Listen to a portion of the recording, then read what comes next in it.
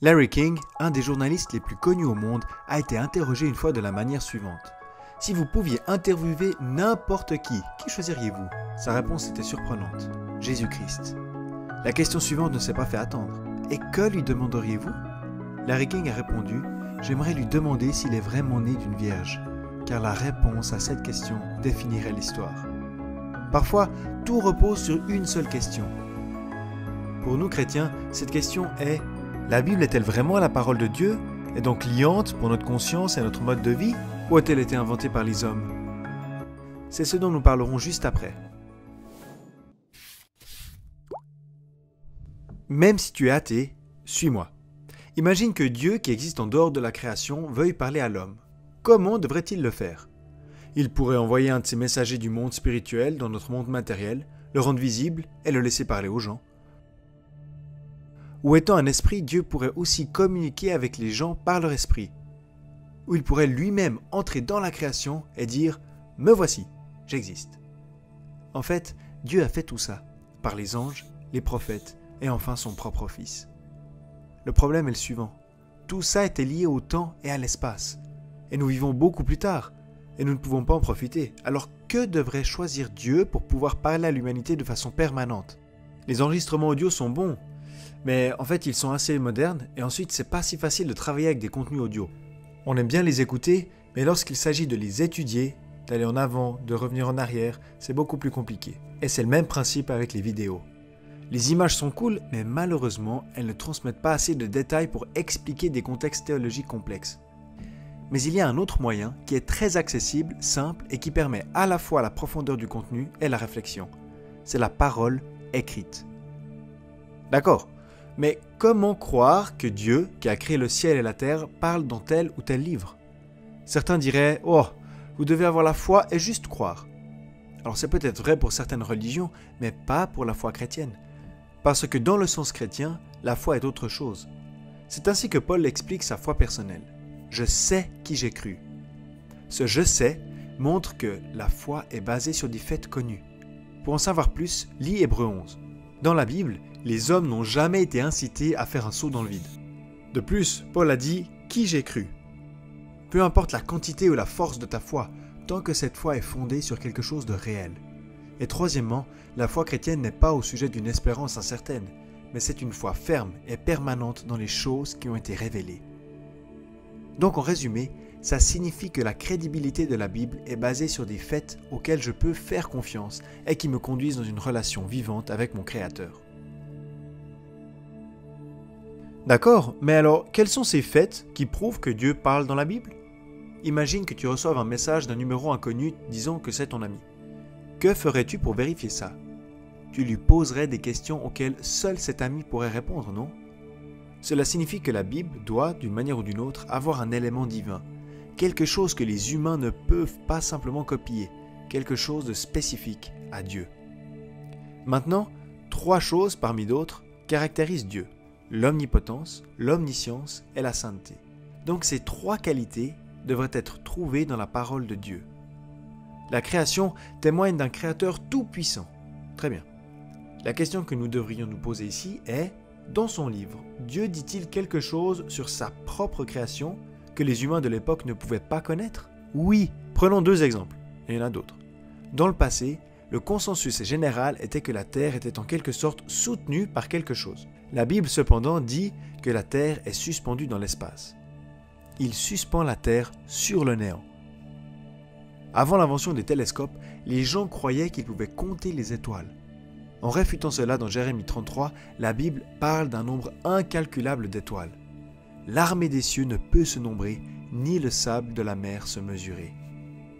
Et ce ne sont là que quelques phénomènes qui nous montrent que la Sainte Écriture n'est pas issue des croyances dominantes de l'époque, mais qu'elle a une origine divine surhumaine. Ainsi, la Bible contient clairement des passages scientifiques qui ne sont pas le fruit de la pensée humaine.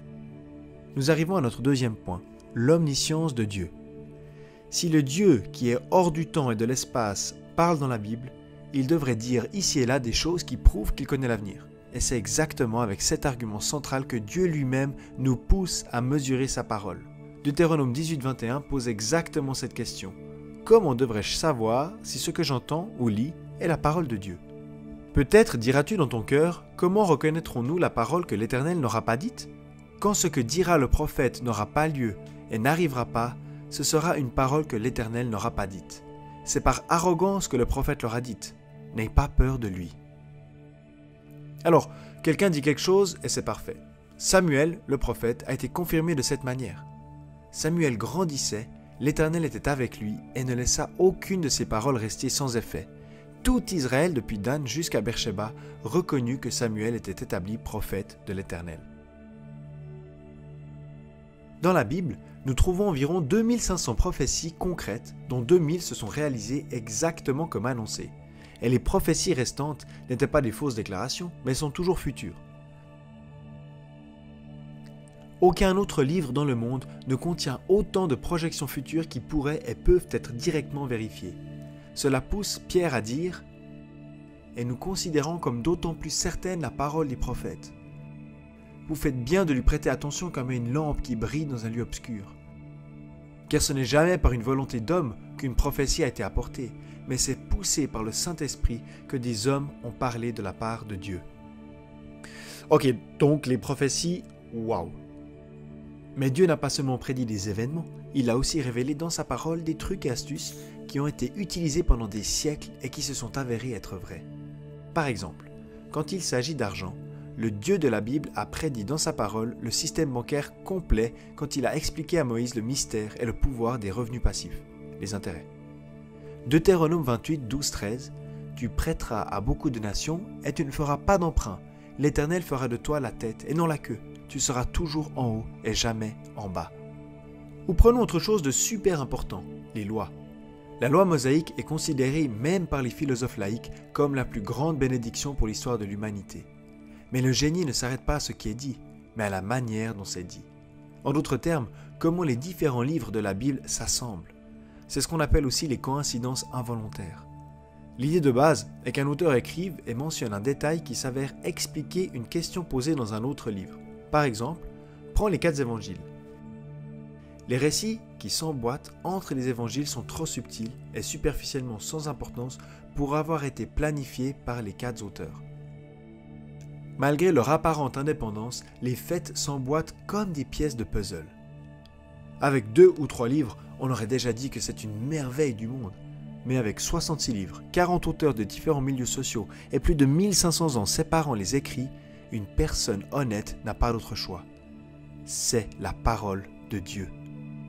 Mais maintenant vient la dernière partie et la plus belle, la sainteté de Dieu. La sainteté signifie entre autres qu'il est complètement différent de nous, les êtres humains. Et nous le voyons dans le message lui-même. Le sermon sur la montagne lui-même est une preuve de Dieu. Jamais personne n'a eu une morale aussi contre-intuitive que celle de Jésus-Christ. Pour devenir un leader, il faut être serviteur. Pour trouver la vraie vie, mourir. Pour te venger de ton ennemi, montre-lui de l'amour. Pour devenir riche, donne de l'argent. Les humains n'inventeraient jamais un tel système. Beaucoup l'ont copié parce qu'ils ont vu les résultats étonnants, mais la pensée, les droits de propriété intellectuelle appartiennent à la Bible. Nous avons maintenant jeté un coup d'œil à un petit détail, un sermon, mais faisons un zoom arrière. Tout le méta-récit cohérent montre que Dieu est l'auteur. D'abord parce qu'il aurait été impossible pour les humains d'écrire intentionnellement une telle histoire en plus de 1500 ans, mais surtout, le contenu de cette histoire se différencie de toute religion. La religion montre comment nous travaillons pour aller vers Dieu.